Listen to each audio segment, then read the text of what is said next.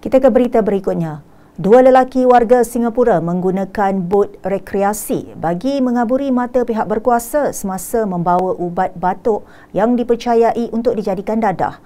Bagaimanapun, taktik itu terbongkar selepas pasukan polis marin PPM Wilayah 2 melakukan pemeriksaan ke atas bot berkenaan di sebuah jeti di Masai, Johor pada pukul 6 petang kemarin.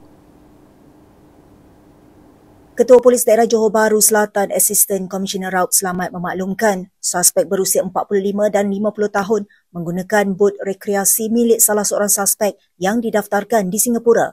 Menurutnya, dalam serbuan berkenaan, pihak polis merampas 5 tong yang mengandungi cecair hitam berjumlah 130 liter disyaki ubat batuk bernilai RM75,150 yang diletakkan di tempat penyimpanan ikan dan ditutup dengan alat menangkap ikan. Tambahnya, modus operandi kumpulan itu adalah menjadi transporter, iaitu mengambil bekalan dari pembekal dan menghantar ke pasaran luar negara.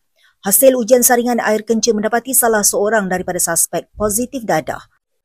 Turut dirampas dalam serbuan sebuah bot fiber, sebuah enjin dan 4 buah telefon dianggarkan nilai keseluruhan berjumlah RM465,150 dan kedua-dua suspek ditahan riman 4 hari hingga 7 Disember bagi membantu siasatan.